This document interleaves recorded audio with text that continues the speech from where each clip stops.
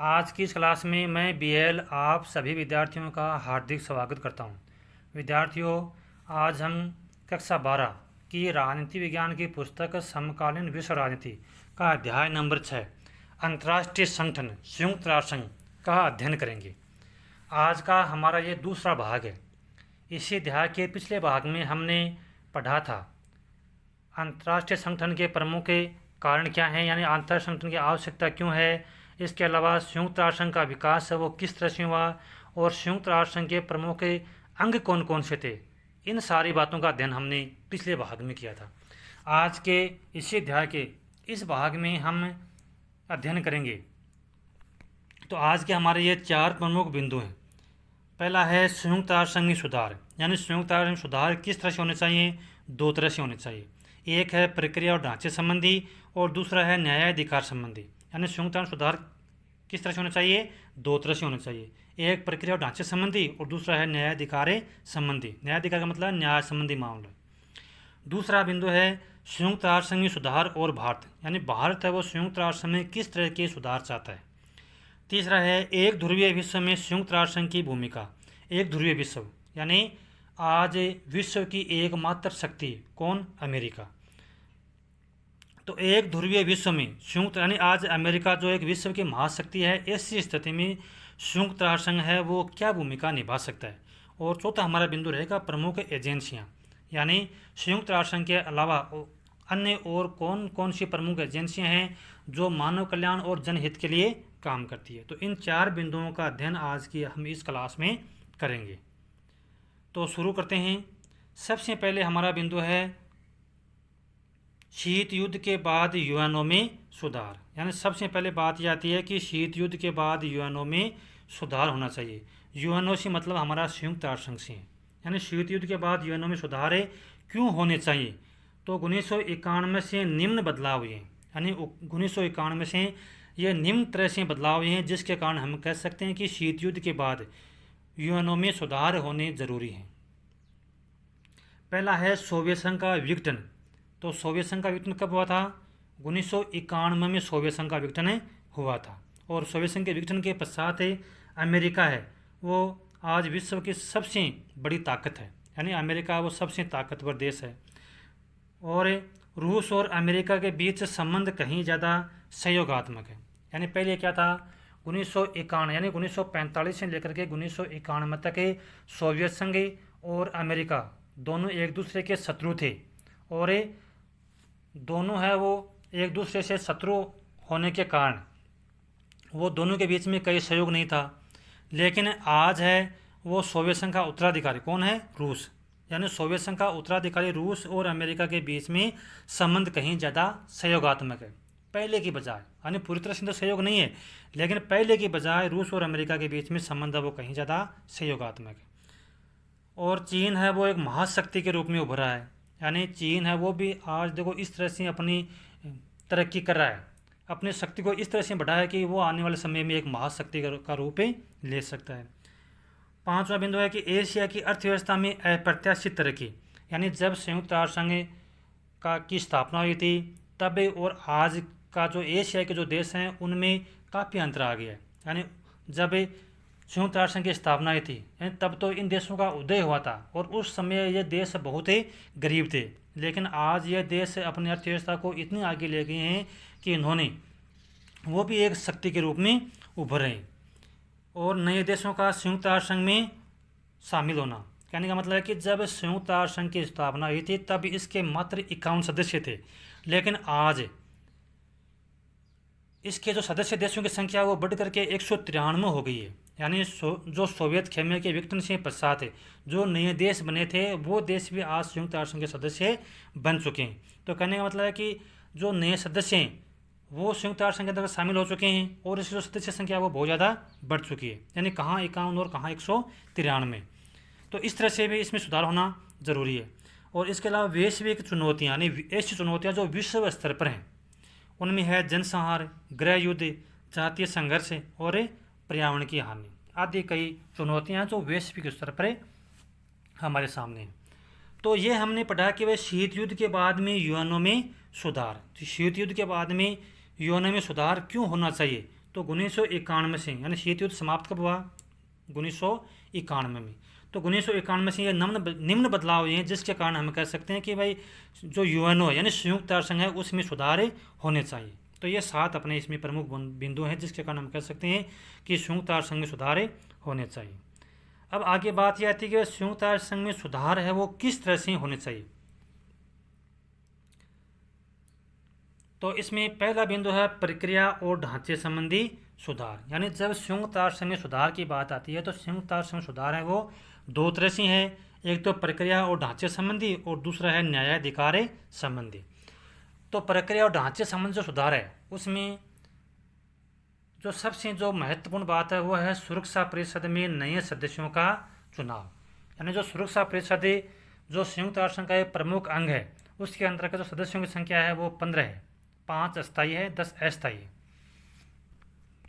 अब परिस्थितियां बदल चुकी हैं तो सुरक्षा परिषद में नए सदस्यों का और चुनाव होना चाहिए, यानी जो सदस्य संख्या वो बढ़ाई जानी चाहिए।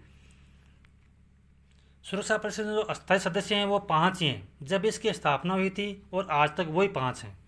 तो अब मांग यह उठ रही है कि सुरक्षा परिषद के अंतर्गत अस्थायी और अस्थायी दोनों तरह के सदस्यों की संख्या में बढ़ोतरी होनी चाहिए। अब अस्थायी व अस्थायी सदस्यता की संख्या तो में बढ़ोतरी होनी चाहिए, लेकिन उसका मापदंड क्या हो, यानी जो नए सदस्यों को संयुक्त राष्ट्र संघ की जो सुरक्षा परिषद है उसमें शामिल किया जाए तो उसका आधार क्या हो, यानी किस आधार पर नए सदस्यों का चुनाव होना चाहिए। तो उसके लिए क्या योग्यता होनी चाहिए, तो ये योग्यताएं यानी अस्थायी व अस्थायी सदस्य है तो क्या मानदंड होने चाहिए। तो वो यानी ये प्रमुख रूप से मानदंड उभर के सामने आते हैं कि जब भी किसी देश को अस्थायी या अस्थायी सदस्यता दी जाए किसमें, सुरक्षा परिषद में, तो उसके अंतर्गत ये योग्यताएं होनी चाहिए। यानी वह देश बड़ी आर्थिक ताकत होना चाहिए। दूसरा है कि वह देश बड़ी सैन्य ताकत होना चाहिए। तीसरा है ऐसे देश का संयुक्त राष्ट्र संघ के बजट में जो योगदान है वो भी ज़्यादा हो। यानी हम क्या पढ़ रहे हैं, हम ये पढ़ रहे हैं कि संयुक्त राष्ट्र संघ में सुधार है वो किस तरह होना चाहिए। तो हम पहला सुधार पढ़ रहे हैं प्रक्रिया और ढांचे संबंधी सुधार। अब सुरक्षा परिषद में जो सबसे जो अहम सुधार है वो है नए सदस्यों का चुनाव, यानी नए सदस्यों का को और इसमें जोड़ना चाहिए। तो अब नए सदस्यों को जोड़ें तो इसमें उनकी मतलब उसमें योग्यता क्या होना चाहिए। ऐसा तो है नहीं कि सभी देशों को इसका सदस्य बना दिया जाए। तो जो नए सदस्य शामिल किए जाएँ उनके अंतर्गत क्या योग्यता होनी चाहिए, तो वो योग्यताएं हम पढ़ रहे हैं।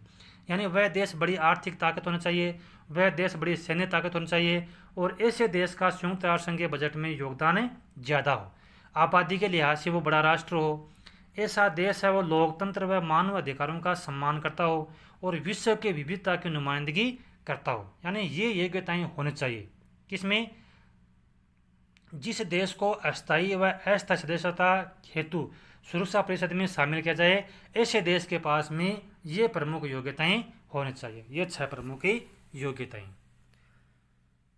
तो संयुक्त राष्ट्र में सुधार संबंधी ये हमारा था पहला बिंदु।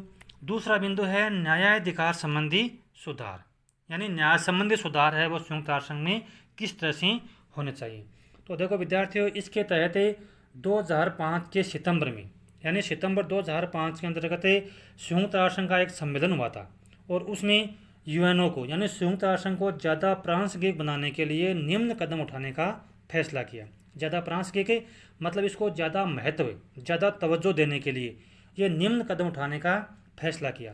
यानी संयुक्त राष्ट्र संघ का जो 2005 में सम्मेलन हुआ था, इस सम्मेलन के अंतर्गत जिन सदस्यों ने भाग लिया था उन्होंने ये निम्न मुद्दों को उठाया और कहा कि इसके संयुक्त राष्ट्र संघ का जो न्याय संबंधी सुधार है इसमें निम्न जो बातें हैं उनको तवज्जो मिलनी चाहिए। तो देखो इसमें पहला है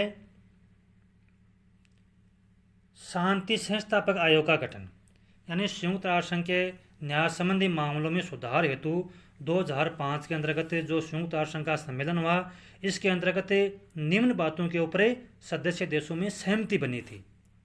क्या सहमति बनी थी? पहला था शांति संस्थापक आयोग का गठन, यानी पहली बात यह उभर के सामने आई कि भाई एक वैश्विक स्तर पर एक शांति संस्थापक आयोग का गठन किया जाए। इसका काम क्या होगा कि विश्व के अंतर्गत जहाँ कहीं भी 2 देशों के बीच में या एक से अधिक देशों के बीच में यदि कोई मनमुटाव हो, झगड़ा हो या विवाद है वो बहुत ही ज़्यादा हो, तो ये शांति संस्थापक आयोग है वो उन झगड़ों को शांत करने का काम करेगा। यानी कहने का मतलब है कि जब युद्ध की नौबत आ जाए या युद्ध जैसी स्थिति बन जाए तो ऐसी स्थिति में ये शांति संस्थापक आयोग है ये शांति बनाए रखने का काम करेगा। दूसरा है, यदि कोई राष्ट्र अपने नागरिकों को अत्याचारों से बचाने में असफल हो जाए, मान लीजिए कि किसी देश के अंतर्गत गृह युद्ध या जनसंहार इतना अधिक बढ़ जाए कि वो देश है वो अपने देश के अंतर्गत नागरिकों की जान बचाने में असफल हो जाए, तो विश्व बिरादरी यानी पूरा जो विश्व समुदाय है वो इसका उत्तरदायित्व ले। किस बात का? कि उस राष्ट्र के अंतर्गत जो अत्याचार हैं उसको ख़त्म किया जाए और शांति स्थापित करने का प्रयास किया जाए। इसकी जो जिम्मेदारी है वो विश्व बिरादरी अपने हाथों में ले। इस बात के ऊपर भी सहमति बनी, इस बात की स्वीकृति मिली इसमें। तीसरा है मानवाधिकार परिषद की स्थापना, यानी इस 2005 के अंतर्गत मानवाधिकार परिषद की स्थापना पर भी सहमति बनी और मानवाधिकार जो परिषद है इसने 19 जून 2006 से अपना काम भी शुरू कर दिया। कहने का मतलब है कि विश्व के अंतर्गत जहाँ कहीं मानवाधिकारों का उल्लंघन होता हो, यानी मानव को जो अधिकार मिले हुए हैं उनका यदि किसी देश के अंतर्गत मानव वो अपने अधिकारों का उपयोग नहीं कर पा रहा हो या जनसंहार हो रहा हो, तो ऐसी स्थिति में ये जो मानवाधिकार परिषद है वो वहाँ पर उस देश के अंतर्गत वो परिस्थितियों का अवलोकन करेगी, परिस्थितियों को देखेगी और मानवाधिकार है उनकी सुरक्षा करेगी। तो इसके लिए ये मानवाधिकार परिषद की स्थापना भी हो चुकी है। 19 जून 2006 से इसने अपना काम भी शुरू कर दिया। चौथा बिंदु है सहस्राब्दी विकास लक्ष्य को प्राप्त करने पर सहमति बनी, यानी एक निश्चित समय के अंतर्गत जो गरीब देश हैं उनके अंतर्गत भी इस तरह से विकास किया जाए कि वो भी विकास की ओर आगे बढ़ सकें, यानी ये एक लक्ष्य निर्धारित किया गया।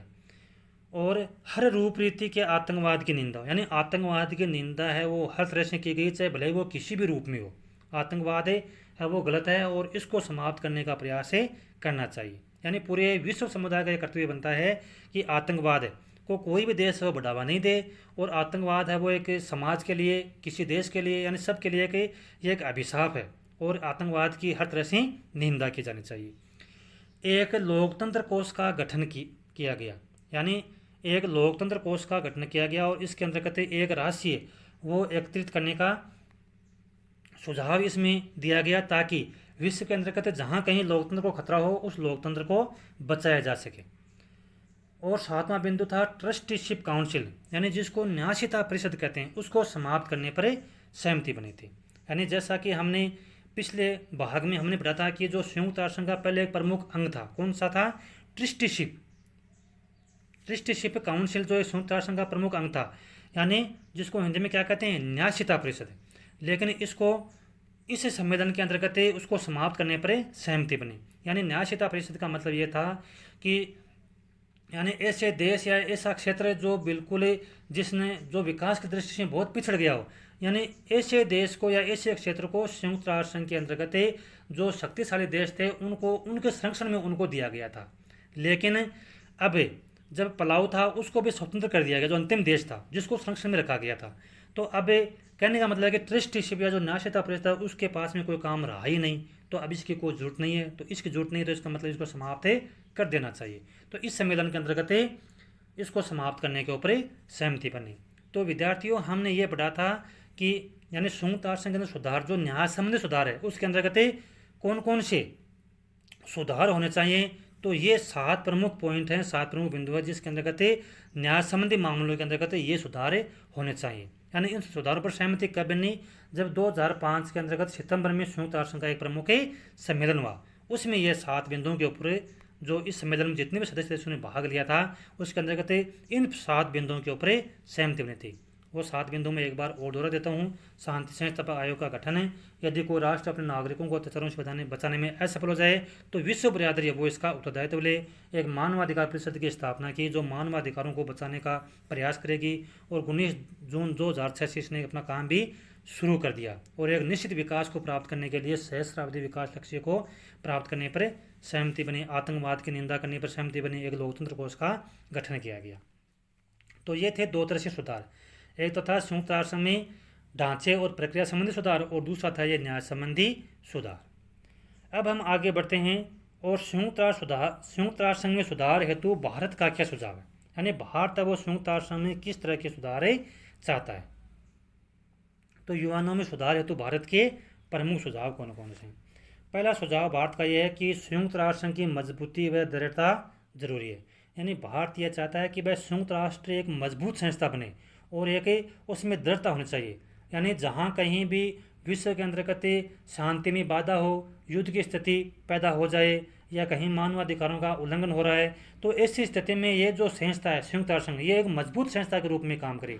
ये नहीं है कि किसी देश के दबाव में आकर के ये जो अपना लक्ष्य है वो उसको प्राप्त करने में असफल सिद्ध हो जाए, लेकिन यह सफल कब होगी, जब संयुक्त राष्ट्र संघ वो एक मजबूत और दृढ़ता पूर्वक एक संस्था बनेगी। तो इस यानी संयुक्त राष्ट्र संघ के अंतर्गत मजबूती और दृढ़ता होनी बहुत ही जरूरी है, तभी ये अपने लक्ष्य को प्राप्त कर सकेगी।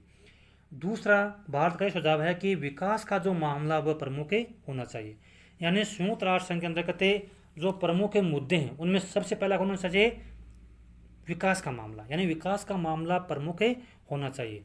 क्योंकि जो भी देशों के बीच में झगड़े होते हैं वो होते हैं पिछड़ेपन के कारण, लेकिन यदि जब सभी देश अपना विकास कर लेंगे तो जो विभिन्न देशों के बीच में जो मनमुटाव हैं, झगड़े हैं, वो भी कम होने चाहिए। तो कहने का मतलब है कि संयुक्त राष्ट्र संघ का जो दूसरा सुझाव है वो ये है कि संयुक्त राष्ट्र संघ काम करे, लेकिन किस दिशा में, यानी सबसे पहला जो टारगेट है उसका वो होना चाहिए विकास संबंधी मामला। तीसरा है भारत का तर्क है कि सुरक्षा परिषद का विस्तार करने पर वह ज़्यादा प्रतिनिधिमूलक होगी, यानी तीसरा भारत सुधार यह चाहता है कि सुरक्षा परिषद है उसका विस्तार करना चाहिए। यानी विस्तार किस तरह से, जब संयुक्त राष्ट्र संघ यह संस्था बनी थी तब उसमें 5 स्थायी और 10 अस्थायी सदस्य थे, आज भी वही सदस्य संख्या, लेकिन समय कितना बदल चुका है। तो इस तरह से यानी सुरक्षा परिषद में जो सदस्य संख्या है उसका विस्तार करना चाहिए। विस्तार का मतलब है कि जो सदस्य संख्या है उसमें बढ़ोतरी होनी चाहिए, यानी यदि उसमें सदस्य संख्या में यदि बढ़ोतरी होगी तो वह ज़्यादा प्रतिनिधिमूलक होगी, यानी पूरे विश्व का यह प्रतिनिधित्व करेगी। चौथा बिंदु है सुरक्षा परिषद में अस्थायी व अस्थायी दोनों तरह के सदस्यों की संख्या में बढ़ोतरी का समर्थक है, यानी भारत यह चाहता है कि सुरक्षा परिषद के अंतर्गत अस्थायी और अस्थायी दोनों तरह के सदस्य संख्या बढ़नी चाहिए, यानी अस्थायी सदस्य की संख्या बढ़नी चाहिए और अस्थायी सदस्य संख्या भी बढ़नी चाहिए। पांचवा बिंदु है सुरक्षा परिषद में विकासशील देशों की भी बातें सुननी चाहिए, यानी भारत यह चाहता है कि सुरक्षा परिषद के अंतर्गत आज 193 सदस्य देश हैं और इनमें से जो अधिकतर देश हैं वो कौन है, वो विकासशील देश हैं। लेकिन भारत यह कहता है कि जो विकासशील देश हैं उनकी बात वहाँ पर कम सुनी जाती है, इन देशों को कोई तवज्जो नहीं मिलती है। तो भारत यह चाहता है कि सुरक्षा परिषद में वो विकासशील देश हैं इनकी बात है ना वो सुननी चाहिए, यानी इनको भी बराबर तवज्जो मिलनी चाहिए जैसे कि विकसित देशों को मिलती है। तो यूएनओ में सुधार है तो भारत वो निम्न सुझाव देता है। ये 5 तरह के सुझाव हैं जो भारत ने दिए। अब हम आगे बढ़ते हैं कि भारत को सुरक्षा परिषद की अस्थायी सदस्यता दिलाने हेतु पक्ष में क्या तर्क देंगे हम। भाई हम कैसे कर सकते हैं कि भाई भारत को सुरक्षा परिषद का एक अस्थायी सदस्यता मिलनी चाहिए, अस्थायी सदस्य देश इसको बनाया जाना चाहिए, तो इसके पक्ष में हम क्या तर्क दे सकते हैं। तो पहला हमारा तर्क है आबादी के लिहाज से यह दूसरा बड़ा देश है। यदि आबादी के लिहाज से देखें तो आज विश्व के अंतर्गत भारत का दूसरा स्थान है, यानी चीन के बाद में भारत वो आबादी के लिहाज से दूसरा सबसे बड़ा देश है। दूसरा हमारा पक्ष में तर्क ये है कि भारत ने यूएनओ की लगभग सभी पहलकदमियों में भाग लिया है, यानी भारत ने संयुक्त राष्ट्र संघ के अंतर्गत यानी संयुक्त राष्ट्र संघ के द्वारा जो भी विश्व के अंतर्गत शांति स्थापना से लेकर के विकास तक जो भी कार्य किए गए हैं उन सभी के अंतर्गत भारत ने बढ़ चढ़ करके भाग लिया है, यानी लगभग सभी गतिविधियों में संयुक्त राष्ट्र संघ की सभी गतिविधियों में भारत ने भाग लिया है।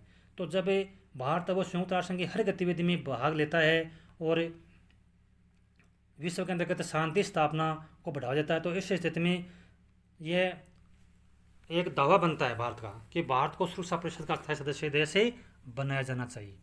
तीसरा है यूएनओ के शांति बहाल करने के प्रयास में भारत की लंबे समय से ठोस भूमिका रही है, यानी यूएनओ के द्वारा जो भी विश्व के अंतर्गत जब कभी दो देशों के बीच में झगड़े हुए हैं, मनमुटाव हुए हैं, तो उनको बहाल करने के अंतर्गत भारत ने भी अपना एक सदस्य दल भेजा है और विश्व के अंतर्गत यूएनओ के द्वारा जो भी शांति बहाल हेतु प्रयास किए गए हैं उसके अंतर्गत भारत ने भी अपना पूर्ण रूप से सहयोग दिया है।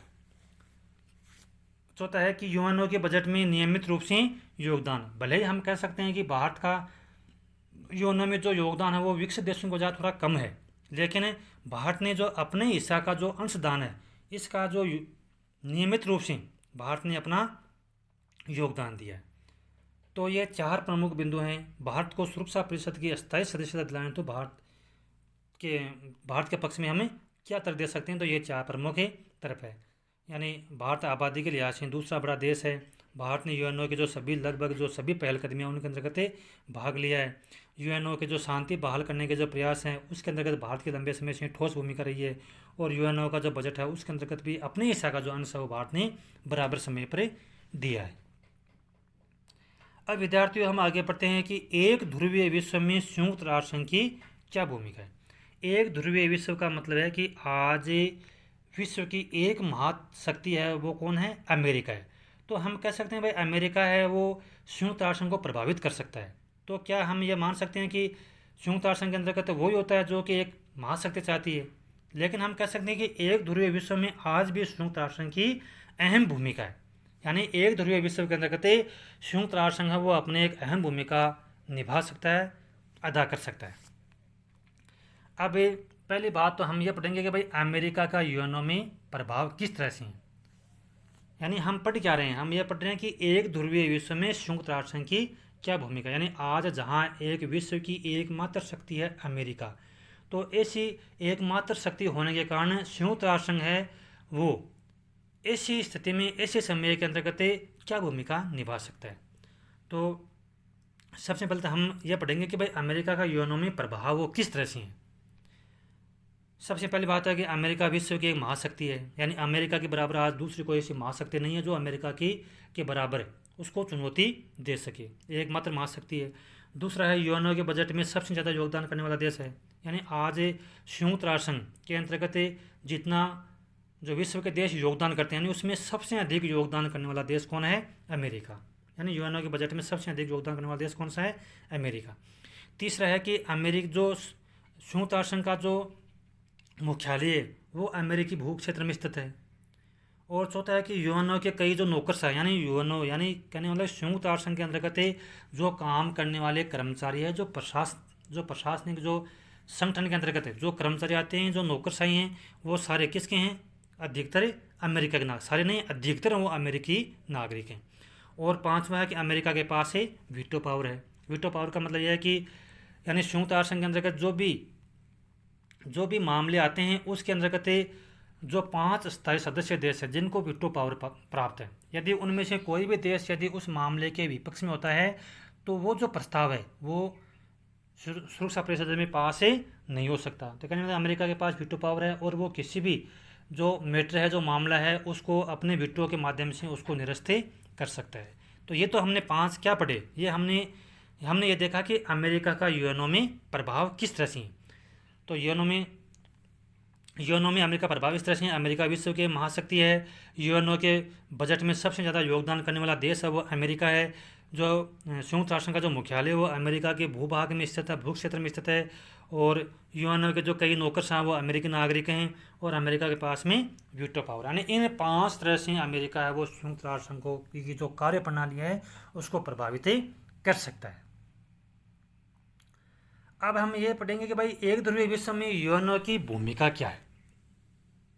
यानी आज जो अमेरिका एक महाशक्ति है, इस स्थिति में यूएनओ की क्या भूमिका हो सकती है। तो पहला हमारा बिंदु है अमेरिका व शेष विश्व के बीच बातचीत कायम कर सकता है। अब देखो आज अमेरिका एक ताकत है, एक महाशक्ति है विश्व की, और वो किसी देश को की कोई परवाह नहीं भी कर सकता है। लेकिन संयुक्त राष्ट्र संघ है, इसके माध्यम से अमेरिका और जो शेष विश्व है उसके बीच में बातचीत कायम की जा सकती है। कहने का मतलब है कि एक ऐसी संस्था तो है जिसके माध्यम से अमेरिका है उसको भी एक मंच पर लाया जा सकता है। यानी जो विश्व जो शेष देश हैं और उनके बीच वार्तालाप संभव हो सकती है। किसके द्वारा? वो हो सकती है यूएनओ के द्वारा। दूसरा हमारा बिंदु है अमेरिकी नीतियों व रवैया पर अंकुश लगाया जा सकता है। यानी अमेरिका की जो नीतियाँ है उसका जो रवैया है, यानी उसके ऊपर संयुक्त राष्ट्र संघ के माध्यम से अंकुश ही लगाया जा सकता है। वरना तो ऐसी कोई संस्था है नहीं जिसके माध्यम से अमेरिका के ऊपर लगाम लगाया जा सके। लेकिन संयुक्त राष्ट्र संघ एक ऐसी संस्था है जिसके माध्यम से अमेरिका की जो नीतियाँ हैं, जो उसकी सोच है, जो उसका प्रभाव है, जो उसका रवैया है, उसके ऊपर अंकुश ही लगाया जा सकता है।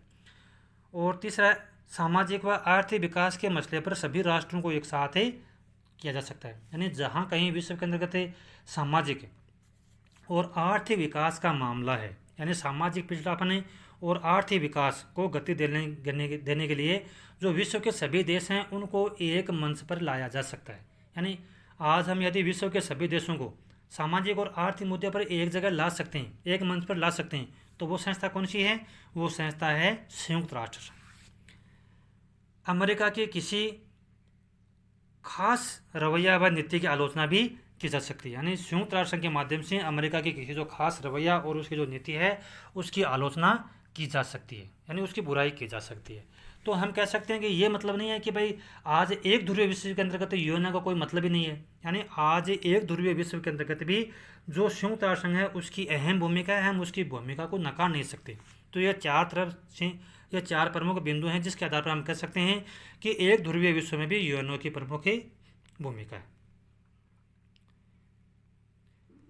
अब आते हैं, ये विद्यार्थी अपना लगभग ये आज का जो अध्याय है वो कंप्लीट हो गया है। अब हमें इसी अध्याय के अंतर्गत जो अन्य संगठनों के बारे में दे रखा है, यानी उन संगठनों का भी हमें अध्ययन करेंगे थोड़ा सा कि ये ऐसे संगठन हैं जिनका भी संयुक्त राष्ट्र संघ की तरह ही इनका भी महत्व है। अन्य संगठन में हम सबसे पहले पढ़ेंगे विश्व बैंक, यानी जिसको हम वर्ल्ड बैंक कहते हैं। तो वर्ल्ड बैंक है, इसकी स्थापना है वो 1944 में इसकी स्थापना हुई थी और इसकी जो गतिविधियां हैं वो है विकासशील देशों से संबंधित है। बैंक मानव विकास, यानी 1944 में इसकी स्थापना है, इसकी गतिविधियां विकासशील देशों से संबंधित हैं। यानी ये किन देशों के लिए काम करती है? ये जो विश्व बैंक है विकासशील देशों से संबंधित ही काम करते हैं, यानी विकासशील देशों के अंतर्गत सामाजिक और आर्थिक संबंधी विकास करने के लिए विश्व बैंक है वो इनको मदद करती है। किनको? विकासशील देशों को। यानी विकासशील देश हैं उनके लिए बैंक है। कौन है? विश्व बैंक। मानवीय विकास कौन से? जैसे शिक्षा है, स्वास्थ्य है, कृषि है, पर्यावरण सुरक्षा है और सुशासन हेतु यह काम करती है। यानी विश्व बैंक है, इसकी स्थापना 1944 में हुई थी। इसकी गतिविधियां वो हैं विकासशील देशों से संबंधित हैं। यानी इसकी जो गतिविधियां वो किन देशों के लिए? विकासशील देशों से संबंधित है। यानी विकासशील देशों के लिए बैंक का काम करती है और मानव विकासशील देशों के अंतर्गत मानव विकास से संबंधित महत्वपूर्ण काम करती है। और मानव विकास के कौन से क्षेत्रों में? शिक्षा है, स्वास्थ्य है, कृषि है, पर्यावरण सुरक्षा और सुशासन हेतु यह काम करता है। और यह अपने सदस्य देशों को